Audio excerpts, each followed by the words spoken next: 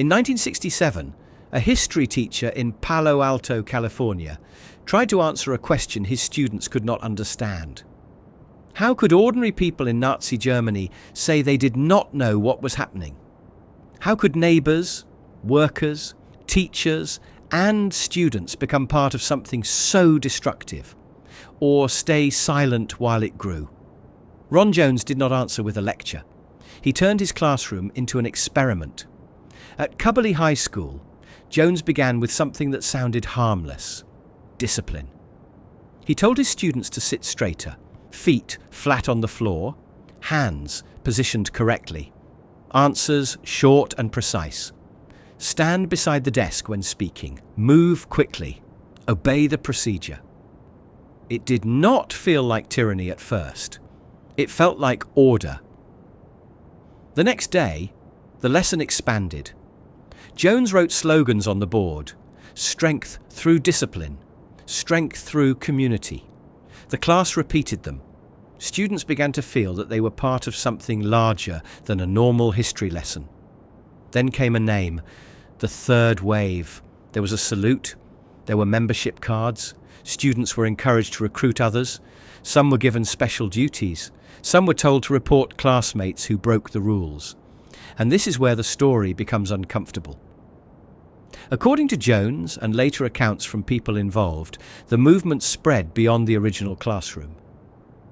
What began with one group of students became something other students wanted to join. The attraction was not only fear, it was belonging. It was status. It was the feeling of being selected.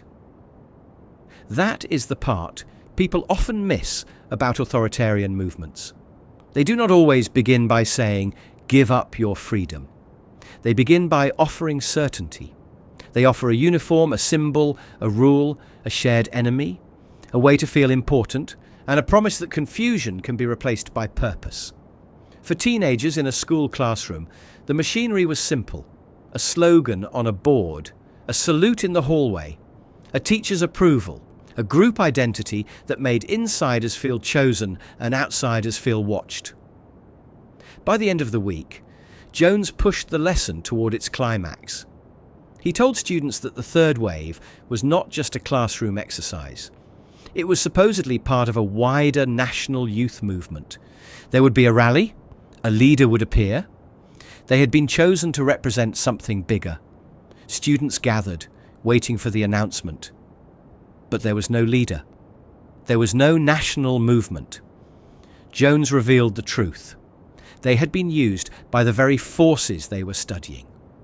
Discipline, belonging, obedience, secrecy, and the desire to be part of a chosen group had pulled them into a miniature version of the thing they thought they were too smart to join.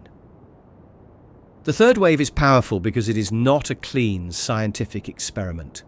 It was not a controlled psychology study with careful measurements and ethical safeguards. It was a classroom demonstration that went too far, remembered through Jones's account and later student recollections. That matters. The story has been retold, dramatized, simplified, and turned into books and films. Some details are hard to separate from memory and myth, so it should not be treated as perfect proof that anyone can be turned into a fascist in 5 days. But it does show something real enough to be dangerous. People do not only follow authority because they are forced. Sometimes they follow because the group gives them an identity. Sometimes they enforce the rules because enforcement makes them feel useful. Sometimes they ignore the warning signs because the movement has already given them friends, purpose, and a place to stand. The frightening lesson of the third wave is not that a classroom became Nazi Germany. It is that the first steps did not feel frightening enough. They felt organized, they felt exciting, they felt like belonging.